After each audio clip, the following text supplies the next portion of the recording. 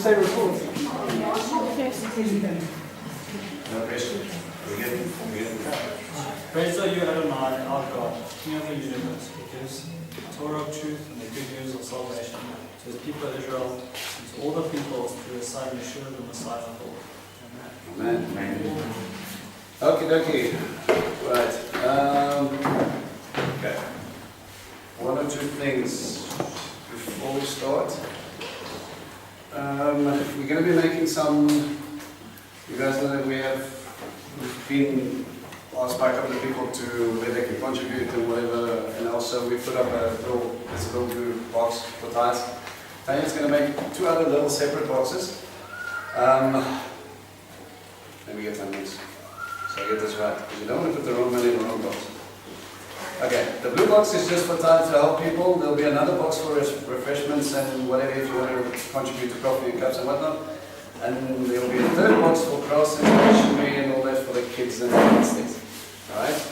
So just to let you know that's what they're going to be doing. So if you feel that you want to give any pennies or whatever, you can do that. Alright, let's jump into the portion. Okay, remember we didn't get all the way up to chapter 11 in Vayikra, Leviticus, right? So open up your Bibles to Leviticus 11 and we're going to start pushing some buttons.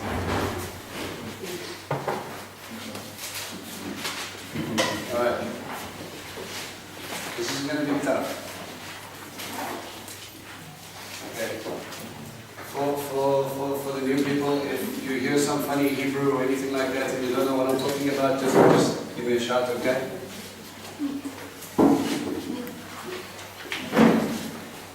Oh yeah. Sorry. Before we jump into the portion, for those of you who don't know, we will be planning a trip to go to Israel sometime this year.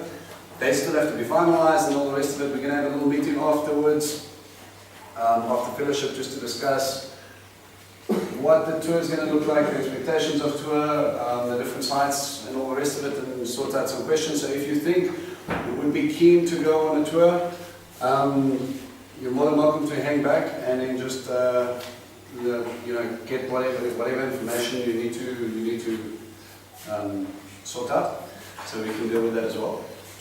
All right, up to Leviticus 11. Can someone tell me more or less what was being stated now? What is the portion before? What are we dealing with?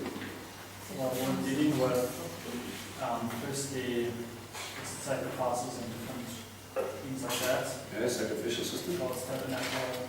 Then we also looked at the priest, the Simeon's priesthood and what they do to sanctify themselves, be set apart. And then the sons of Levi did their own thing and got struck down. Which two sons got struck down? Whose two sons? Nadab and Abihu. Okay, and they were sons of which of the Levi? Aaron. Okay, remember when we talk about Levites, you're talking about the one tribe of Levi. Okay, remember. When you start looking at the descendants, when it breaks down in your Bible, you talk about the man Levi, which was one of the sons of the man Israel, right?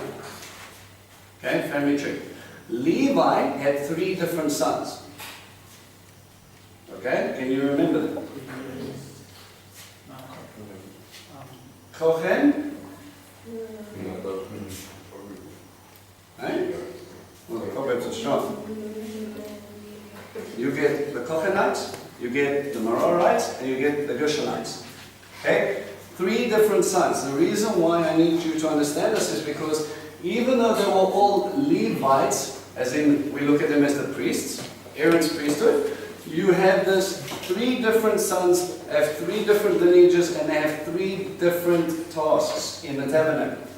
Okay? The one, when the tabernacle starts to move, is one son and his family or that tribe is now responsible for taking all the coverings of the top, all the different, the leather coverings and the fabrics and all the rest of it that need to be done. Their job is to fold all of that up and stick it onto the carts and make sure that that gets transported correctly. Okay, you have the other son which was responsible for all the poles and you remember, they took acacia wood, they put it in gold, they put sockets into the top and they linked up sheets and all the rest of it. Their responsibility was to take down all the actual stiff structure so that they could take it and transport that because the tabernacle moved. The point of that whole debacle is, where you go, I want to be, says God. The essence of that entire relationship is not God, who had every right to stop and turn around and say, come to my mountain. You want to have a moment with me? You come to me, as every other God in history would kind of stipulate. Our God goes, no, I will come down to the mountain, and then I want you to build me a place to remind you that I will go wherever you go. Okay, remember, we spoke about a slight different paradigm shift. Today we have this tendency of I go off in a direction and then I expect God to follow. It's not how it works. I go to God and I say, which direction are you going to? Are we going to? I'll watch where you're moving, Lord, and I sit still until you move. And then when the cloud lifts up with the tabernacle and starts to move, that's when I know God is moving. We need to walk with Him because that's where we're safe. Remember, you're in a wilderness. You're sitting over there in a place where we have plus minus 2.5 to 3 million people plus flocks and all the rest of it. You're in a place where it is literally impossible to sustain that amount of people. But that's the whole point.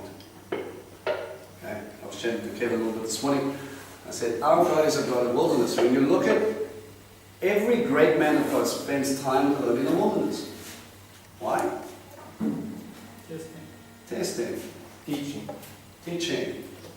What is he teaching you? Teaching them to be dependent on Him. Absolutely. Okay? You cannot do this without me. I'm in a place that seems dead. And yet, I will give you life. Isn't that the story of the gospel? Okay? He is the bread of life, the manna that literally falls from heaven. He strikes the rock and water comes out. And remember what Paul says, I think it's in 1 Corinthians, he says that rock that followed him through the wilderness was Yeshua. He is the living, life-giving water. So these images that he's setting up in play here is to help you understand his relationship to you. He will sustain you when there's no possible way. He will give you life when you see only death. And he's sitting there in the midst of it and he says, oh, no, don't worry. When I move, I want you to come with me because this is not just a tent. This is not just a place where you can sit down and you can capture blood and throw things on the altar and horns and stuff like that. This is a place where you draw near to me. This is a place where you deal with the uncleanly, the fallen nature that we are living in. This is a place where we can take care of those things so that you can have full relationship with me. Oh, and by the way, this is also the wedding tent. Remember, the 10 Commandments is written in such a way that it is not just a normal covenant contract. It is a wedding contract. Okay? Exodus 19, it's my buzz phrase. The foundation to leading up to that, he says, let me get this right. You have seen how I have lifted you up and borne you on eagle's wings, and I have brought you unto myself. That is not the relationship of a king going, oi, you, now, here, thank you. This is someone who has lifted you up and lovingly carried you, brought you to himself. And he says, if you do these things and obey them, then you will become a peculiar treasure. And when you enter into a contract with people, they do not say, if you do my dry cleaning, you will become a peculiar treasure to me. If you sign your honor and fulfill all of your details and obligations and you pay me back the $40 billion extra that you lent for me, you will become a peculiar treasure. Not one of you can run up to your bank manager and he'll give you a hug and a kiss hello. So what is God trying to tell you? He betrothed himself to a nation. And this is echoed in the New Testament. When we get the idea of the bride of Christ, it was already understood that we belong to God as a bride, which was taken at Mount Sinai. Yeshua just helped us understood that in that custom, you pay for your bride. Remember something called the bride price. Okay? Now, what would the bride price be more or less in biblical times equate to today? Buying a house. Buying a house. It is your investment. This is not just dropping 20,000 rand and thinking you're a big Mac daddy because you can blow 20 grand on a ring. How's about you spend 1.5 million rand on a ring and then you can go talk? Your wife is an investment. It's something you want to build up. It's something you want to make into a home. It's an important part. You don't just buy that person. You invest in. And this is what God did. Yeshua did by dying on the cross, on that tree, for that very purpose. He didn't just buy a house. He invested his entire life so that he could give you that life. And now he's busy teaching the Levites, and he's teaching the Kohanim. The Kohanim were Aaron's sons that were in charge of all the holy objects. The menorah, okay?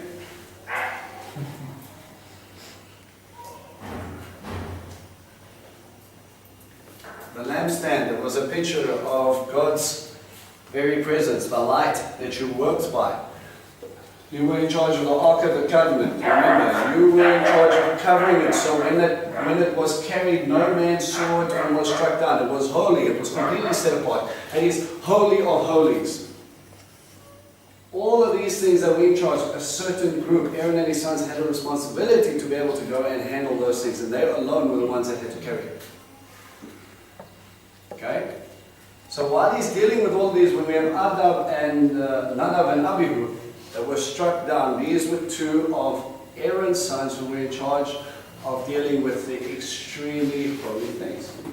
And why were they struck down? Give me one, maybe two different thoughts. They brought strange fire. Okay, they were drunk. Okay, remember Scripture says, all right, oh, and by the way, please don't drink when you're doing the service. Read the portion, it's stipulated just after that. Okay? So one idea is that they were drinking on the job. Too much celebratory wine, forgot about how holy God was. And remember, if you're holding up the standard for holiness, New Testament talks about, I think it was Jude, standing corrective. The guys who said, let there not be so many teachers. You lift it up to that higher standard, that if you get lifted up, you are going to be held more accountable because of what you're teaching. And we've got this process of, we need to understand that that reflection is what you're bringing up. You are holding up a standard. What you consider holy, what you make important in your life is going to be important.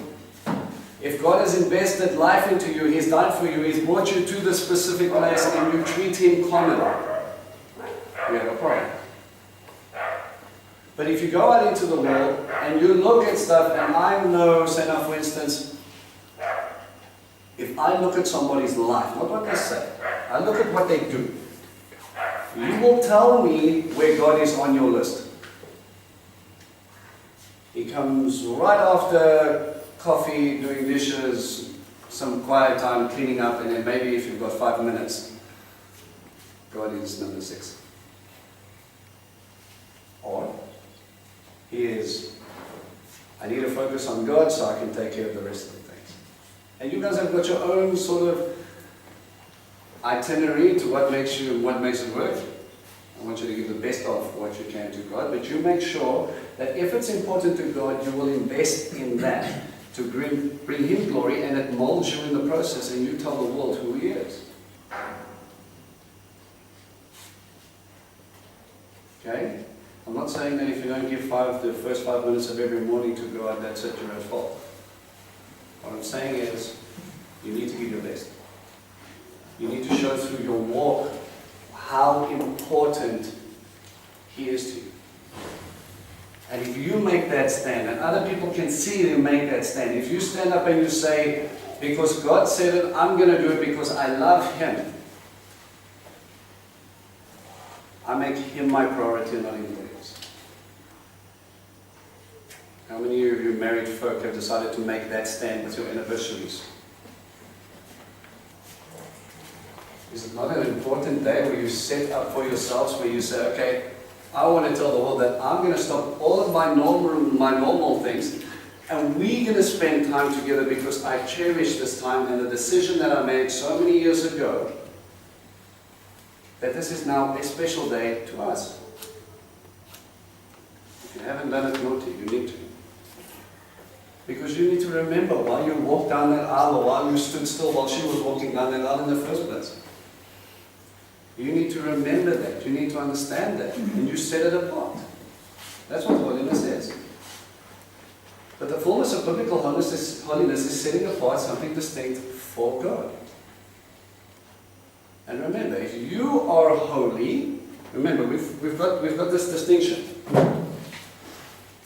In Leviticus, you're going to see these themes come up time and time again.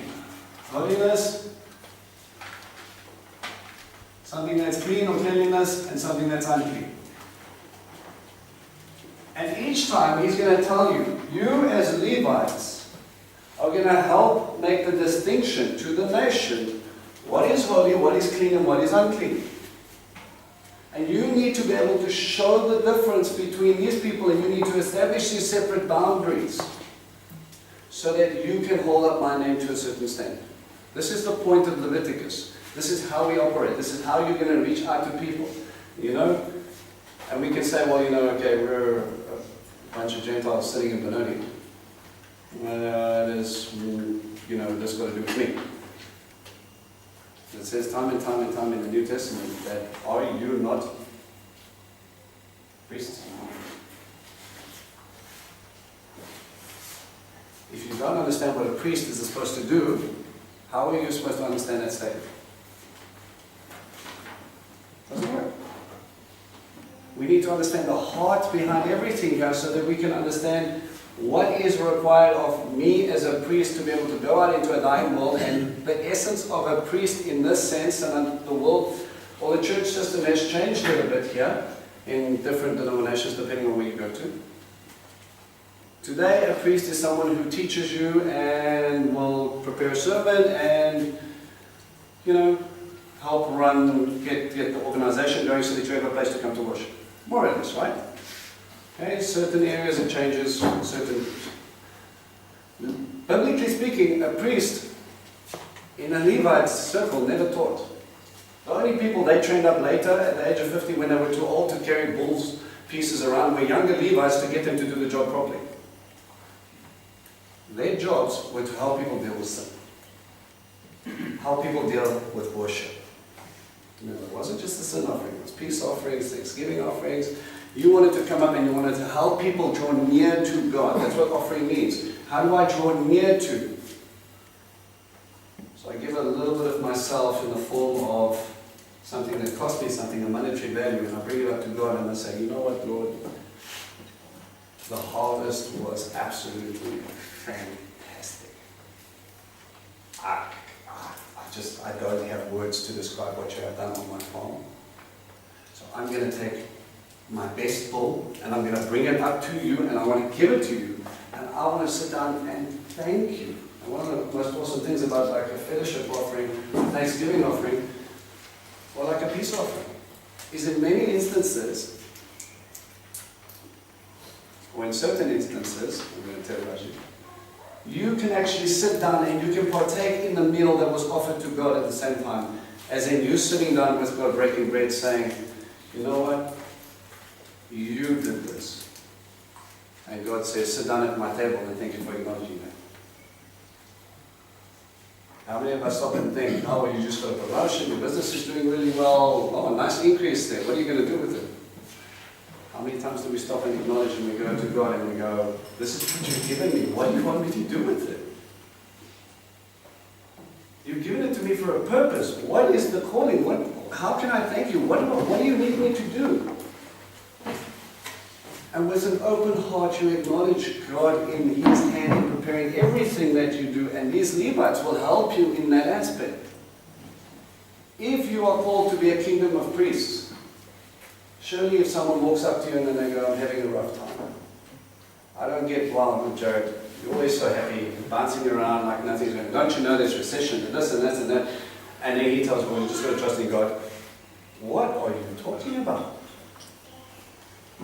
What is this God that you're talking about? What's going on there? And he can be able to say, look, this is why I can let go of all of this. This is why I am the way I am, because my God has helped me to understand this, and this.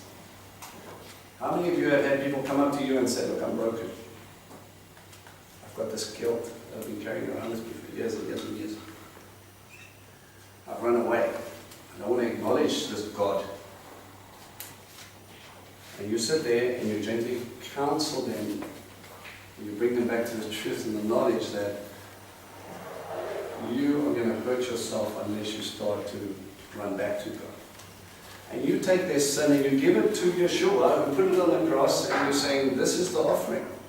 I bring you this man who's hurt and broken. I want you to take away the sin. I want you to push it on him, and I want you to take him and make him new. The same way we laid our bull up to the sin offering, we pressed down on it and we said, Lord, please take this away. This is causing separation from you in my life. I do not want to be separate from you, Lord. I want to be with you. I want this tabernacle. I want to dwell with you. Remember what it was in the Psalms that David said, oh, that I dwell with you all the days of my life.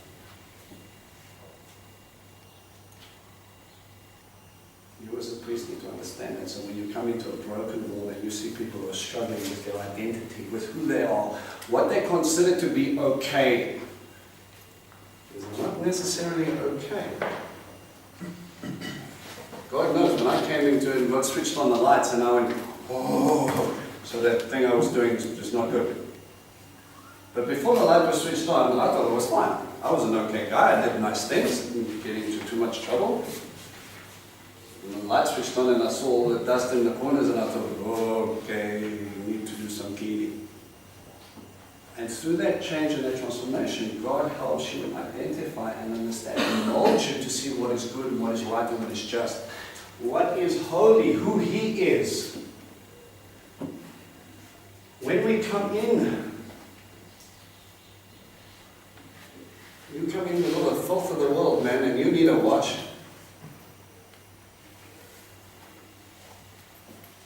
And when you get anointed by the Mashiach, which literally means the anointed one is one meaning of it.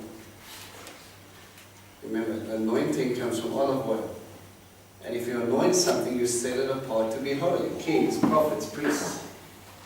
So if the one whose anointing poured out of him like drops of blood when he was sitting at Gethsemane praying, Lord, is there any other way? Let this cup pass from me. That anointing that was squeezed out of him for the sacrifice or for the sin of the world, past, present, and future, made you, from after your baptism being all nice and washed and spiffy clean, into be setting apart as not just people that belong to the world, but people who belong to Him. And if you're part of a royal household, there is a certain level of, I'm going to pinch that fancy word that Uncle Branch used, decorum. You have to act and behave in a certain way. Because this is what is expected of your title. This is what is expected of who you are.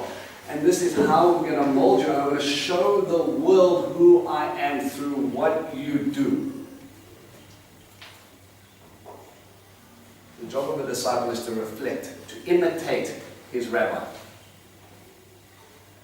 If Yeshua is your rabbi, is your teacher, and he's molding you and guiding you, and he was reflecting his teacher, in a sense, it gets a little bit grey area when we talk about God and the Son of God. He was reflecting God by observing all of this, and he is our high priest, and he wants you to emulate every action that he gave. Walk the way he walked. Teach the way he taught. Serve the way he served. Love the way he loved. When they see that in your feet, they will see God, and they will know He is real. You're starting to see the distinctions. And the essence of why this is so important. We get stuck, and I'm going to take more time. But every time you open up the book of Leviticus, it seems like a never-ending list of do's and don'ts. And it looks like a whole bunch of stuff that doesn't apply anymore. And it seems like the New Testament goes off on one tangent and the Old Testament is off on another tangent, and we never correlate the two because we forget one central fact. God is the same yesterday, today, and tomorrow. It doesn't change. What He wants you to do, He still wants you to do. Yeshua never came and took that away. He actually did what the Father wanted. Why do you think He was considered blameless? when the Sanhedrin, a Jewish council of 70, 20 Pharisee, Sadducee rabbis who came and they sat there, who knew the Torah backwards, couldn't pin one single fault on him. Because he did everything. And he was clean, and he was pure, and he was holy.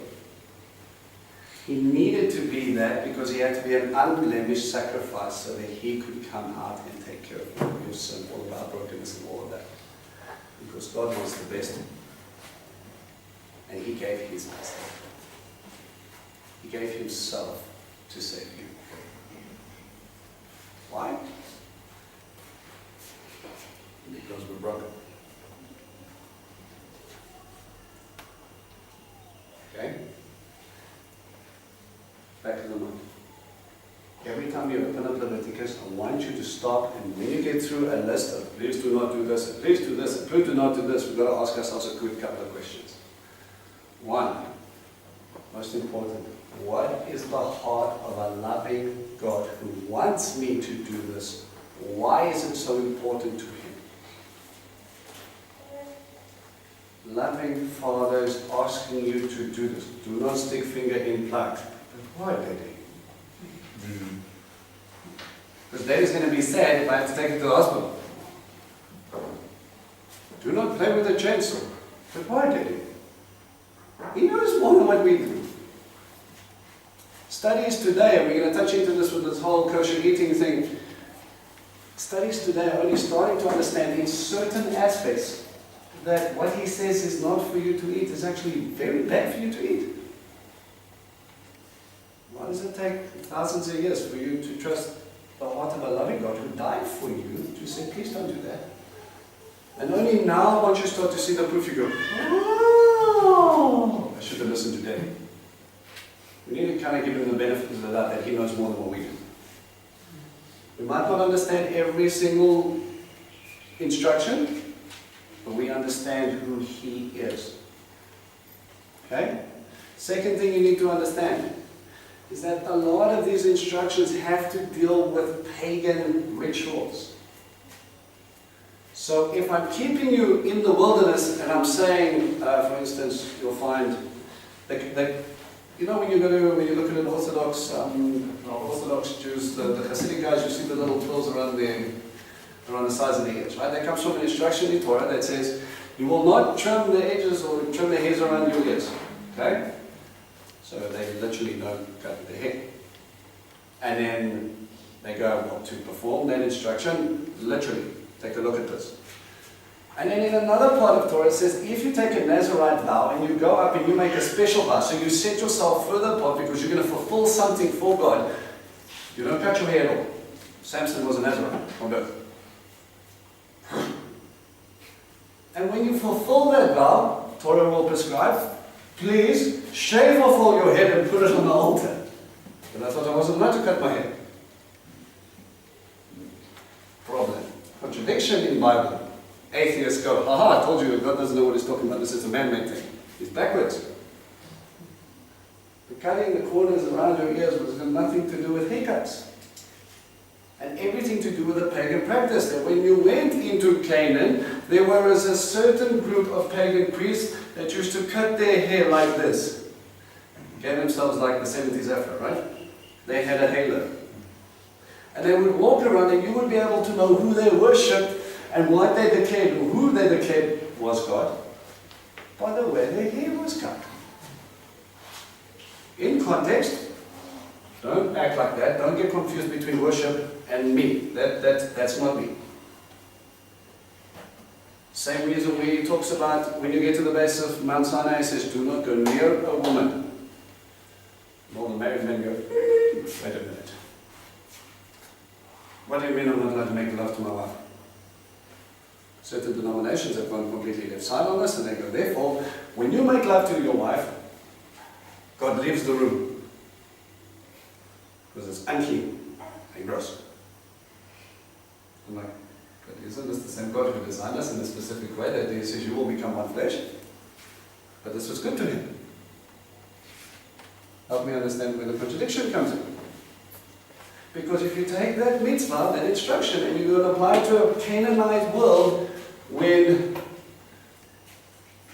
you would have nice big round altars with a high priest and a lady and clothes and animals, and everybody in town was involved.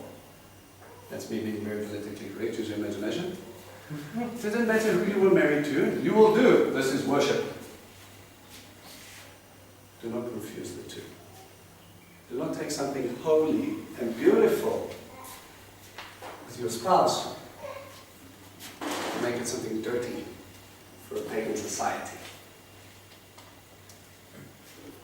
We have to understand context. We have to understand where he's going, and we have to understand what he's protecting you from.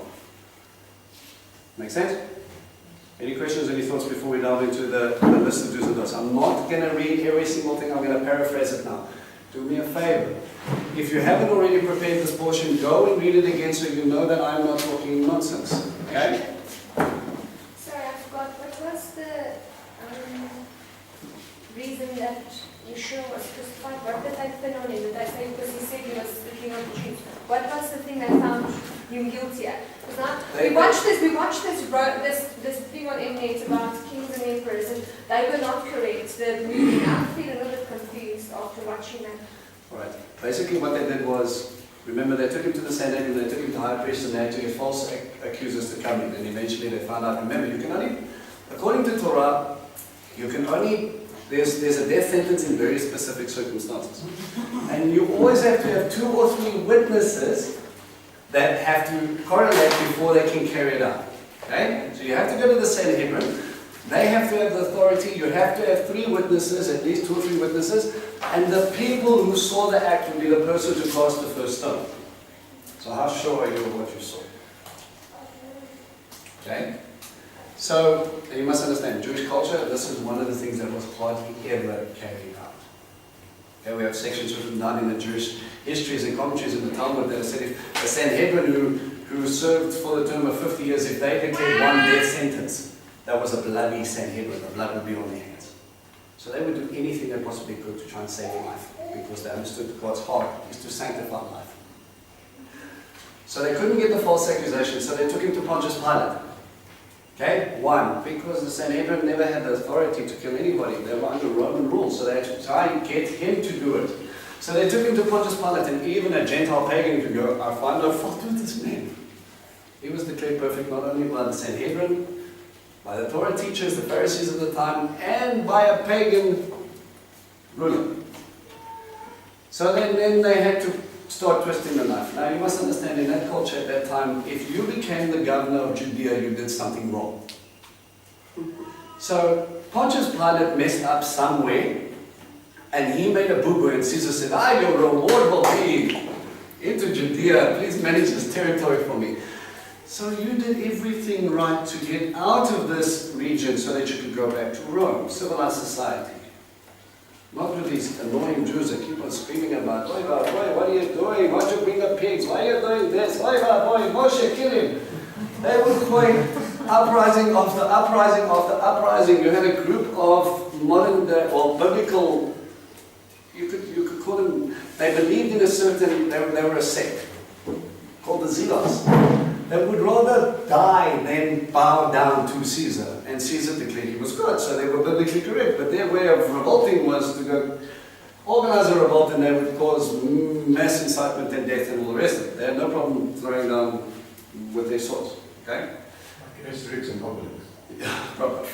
So you would have these guys, and it was a very problematic issue, because you're trying to balance this Roman lifestyle, and you have these Puritan Jews that are just making it ridiculously difficult to admit they're being conquered.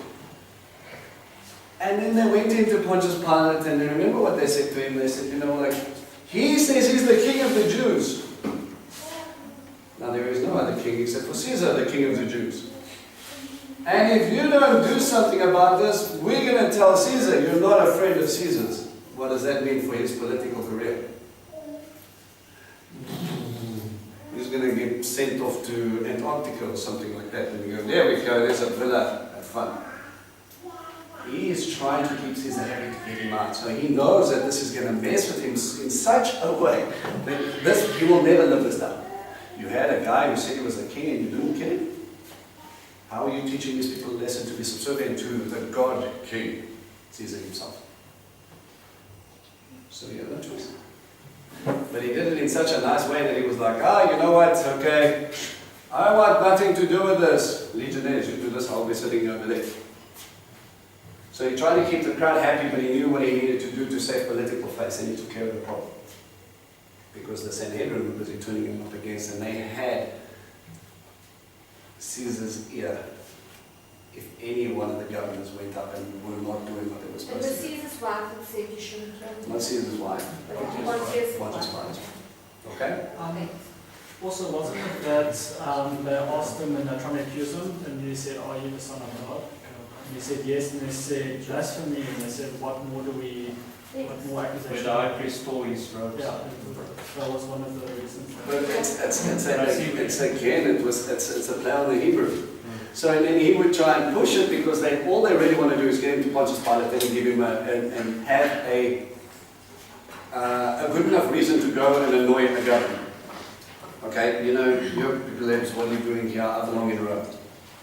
Okay, I don't care which God you serve, you're all confused. And they said, yeah, according to our law, and then he went, what do I care about your law? But they never had the authority to kill. Only Roman authorities could do that. Problem. So we'll make sure that he doesn't get into big trouble with Caesar, so he took care of the problem. So they kind of pushed his buttons to get what they wanted. Crafty, eh? Okay. Are we happy now? So the Jews actually did kill him. Look, when we start looking at the different groups, one thing we need to understand. One thing that the Dark Ages, these Middle Age church leaders got very wrong was, there's a Jew, killer of the Messiah, and there were public sermons, especially on Easter and on those type of days, that they would say, now you go out and you go find a Jew and you go beat him, because he killed the Messiah. Chase them like dogs, throw stones at them, get rid of them, because they killed Yeshua. And they did. Jews were persecuted throughout Europe, on specific days especially. The Holocaust was caused of a church leader's well-known leader. He wrote a specific book, and he says the scourge of all the earth are the Jews. We need to eradicate them because they persecuted Jesus. So I ask you, with that in your back of your mind, who killed Yeshua? He gave his life. Thank you. Yeshua is responsible for his own life. He says, no one takes my life, but I lay it down. So if you want to blame someone, blame him. Who else? Roman, the legionnaires. Pontius Pilate could have saved them, refused to do so. So you want to blame Rome. Who else? Better for one man to die than an entire nation. Judas, probably. Judas had a part to play, but he never physically did it. Not every person, isn't it? Every person. Did he not die for everybody in this room? So you want to go beat someone up, go beat yourself up. Because your eyes weren't perfect, he had to die. So whose fault is it? Anybody else? What about God? God sent him.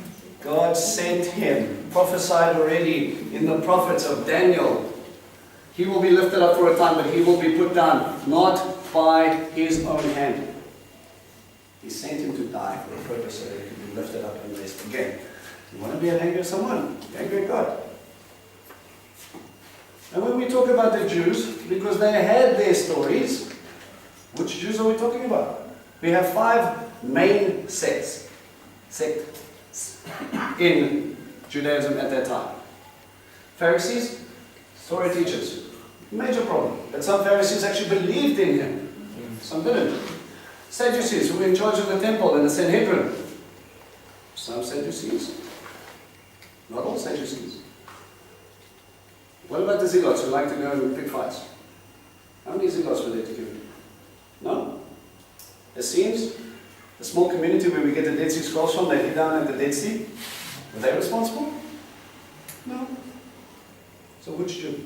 Not only that, many were cut in the heart afterwards, and many, not all was against him when he was hanging on the cross. Many were sad. They wanted to do something, but they were powerless. So their sympathies was with him. So you can't just say Jews killed him. historically inaccurate, and just not just that, it was just It's a blatant lie. And it's anti-Semitic. blatant lie. Yeah. That's the enemy trying to get you to turn up against your brother. But his own disciples were Jewish. Second. The church, Yeah. first church was Jewish. And Yeshua, was he not a Jew? Precisely. So they did not kill him. So I need to hate the person who killed the Messiah who was a Jew, but I need to kill all the Jews to save because I killed the Jewish Messiah. How does that work? It doesn't work. You chase your own tail. Unfortunately, people want to blame someone else for something that happened. And you know what? You want to, the first person you should look at, go look in the room. Because God knows when he was dying on the cross, he thought of me. 2,000 years from now, when he's going to need me, he's going to need me to do this. Because if I don't do this, he's going to die alone. That's why he went to the cross. That's why we go up and we get baptized, because we know that he had done this, and we've taken faith in solace in the fact that he has taken the penalty and the price for every mistake I've done. And he has said, I will bring you new, I will cleanse you, I will make you mine, and I will make you a royal priesthood. I will fulfill everything it says in Philippians 4, that I fulfill everything that I can for your life. You become a new creation. Okay? And They after should. this church for you, sorry, this church with clean and unclean sleep, and if you think it's fine, I'll print it first. I'll have a look at that now. That's good. Yeah? Yeshua's whole ministry was designed to provoke the powers that were at that time. The Pharisees and Sadducees to a point where he was ready I to don't be think crucified. it was to provoke. I think he had the heart of a God. Remember God went out and he talks about in Ezekiel, he talks about the hostile nations of the shepherds of Israel and how you have led them astray. You have treated them like hirelings. When there's a wolf that's coming from the back, instead of risking your life like David, who fought off lion and bear for the flock, you ran and you let them tear into them and you broke into pieces. And he says, I will send, I will become the good shepherd. I will come over there and I will appoint someone. I will put myself over them that they will go over there. And Yeshua will literally risk his life to save his flock. And he needed to die to do that, right? So he came up to the saints and he goes, oh, you Pharisees and you Sadducees, you sit over here in the temple and you think you're all holy, and what are you doing to my people? This lamb is busy dying. He's sitting there in the corner. He doesn't know God, but he knows of your outward purity. Where's your heart? Because they knew Torah inside out and backwards, and this is where I'm very, very careful. Before anybody gets up and starts to reiterate anything that's said over there, you must understand. When God looks at you and you come to him at the end of the day, he goes, what did you do with my flock? If I do not take care of every single lamb that is put into my stead, I'm going to have to answer. When I see lions and wolves and stuff, I'm going to have to step in and I'm going to have to say, excuse me, if you want to talk to someone, please come talk to me. Because I've had it, the instances that have gotten so out of control. Other pastors have gotten involved and we've had to go sit down and have meetings because of other people's concerns of how heretic and crazy I am. And how I'm sending their children into destruction.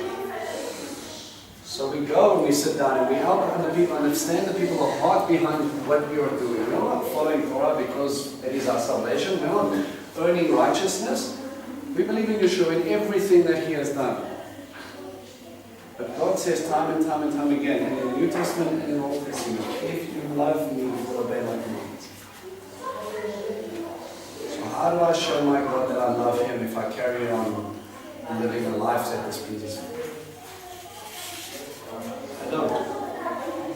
How do I acknowledge that he is God and creator of all things? By living in a way that will please the world and not please him. The way we live is either going to provoke people or it's going to either not you or hate you. There's no in between. What I loved about Yeshua is for those, the plebs, they didn't know, the fishermen and those guys were not the great theologians of the time. He went up to them, and it doesn't matter how many times they ran into the wall. You know, he sat down with them at a shore with some fish and he said, eat with me. Peter denied Christ 3 times because of fear. And he didn't go, that's it, I'm going to flip up the table, I'm going to turn your house into a rubbish heap. He went up to him and he sat there with him. And he gently just prodded him. There's even that account where they said, will you not call fire down and destroy them? And he was very upset and he said, I didn't come to destroy, I came to save. We can break people down and we can build people up. Okay? The rabbis say that it's an interesting thing. They say the strongest, or the rudder, let me get this one. The rudder to the soul is in the mouth. You can either steer a ship into destruction or you can steer it into life. You will be able to lift someone up and build someone up and help them, or you will be able to break them down. You can literally kill someone by slandering them so much that they believe everything that you're telling them. You know what, you're useless and you sound like a dog. So you obviously, you're obviously going to be wasting your time and you're completely, I don't know what God bothers with you. I mean, you just don't listen. You come over here with your fancy shirt and you pretend to be all holy, but what? What are you? You can't even pronounce your show right, you've got a bad Afrikaans accent. Come on. We can push and we can go and I can cut down so quickly, and this is where we need to be careful. If we family, do you go to your son and you say, do I ridicule him and criticize him every time he does something wrong, or I need to sit down and come down to their level and say, look, Daddy really loves you, I need you to understand. If you keep on doing this, there are going to be consequences. I do not want to see those consequences. I know that's what God did to me. He came down to my level and he said, stop and look at what you're doing. When I really sat down and I focused on what I was actually doing, and he goes, all right, well, now you understand what's going to happen if you carry on like this. And that's when I stopped and I realized, hang on a second, how great is this? That's the difference. That is the heart of everything written down in Torah, to give you a reference, to save you from certain things that you don't even know are a danger yet. He's trying to build you up, to help you, to protect you, as well as reflect Him in every single aspect of His life. Okay. Let's go. Alright. We've got different sections of something that's called unclean and clean in animals, okay? And we're in the first part and we're going to get into this. Chapter 11, verse 1. And Hashem spoke to Moses and to Aaron, saying to them, speak to the children of Israel, saying, this is the animal that you shall eat out of the domestic animals that are on the earth. And he gives a specific description. How will you identify what you can eat and what you can't eat? Tell me, David, please tell me. Domestic animals that are on earth, land animals that walk. How do I tell what can I eat? Alright, so we've got group 1, we've got the cud, and a split hoof. Okay, it's nice when you narrow it down. And then he goes into a couple of examples. Okay, so he talks about a camel. Choose cud. What is cud? Regurgitated grass. Okay, they've got different sections or different tummies, and what happens is they chew, it goes to one digestive process. Then it comes up and then they chew and it goes into another process. What it's actually doing is it's filtering every bad toxin that is going on in there, and they're absorbing it through the different stomach processes. So what comes out and what is absorbed actually into the body is very healthy and very good. So camel, although it chews the cud, has a pad, doesn't have a split hoof. So please don't get confused. This is not the 1 foot in, 1 foot out. It's got the cud chewing thing and then chop off its legs. I didn't see its legs, I'll eat it anyway. There's something wrong with it. Okay? Goes on and it starts talking about the swine. Piggy. Okay? This is a tough one for a lot of people. It was for me for a little bit. People really like bacon. And you go into this and it says, alright, you will not eat of the pig because it has a split hoof, but it doesn't chew the cud. Okay? Now this is where things start to get now and then. Okay? And we started looking at this and I started thinking, okay, what could be the point of this? What is so bad about bacon that God wants me to steer clear from it? Okay? And we had different answers from different people. What I love about what God does is He meets you where you are. And He goes to you and He goes down to your level and He says, this is why. And it's so personal to you. And other people are just like, yeah, that's a pretty good reason, but why? And they move on with their quest. I'll share with you one such example. Okay? Came back from Israel, as you guys know. I was baptized there probably about 9 years ago. I had the privilege of being baptized in the Jordan. Didn't know much about God. I was doing the Christianese thing. So, say all the, oh yeah, I believe in Jesus, pass the store on. And carry on living the way I needed to do. Okay, that was me. Okay, you say I can go on. I can relate. You say what you want to do, but your feet were not echoing what God was, who He was in your life. Okay?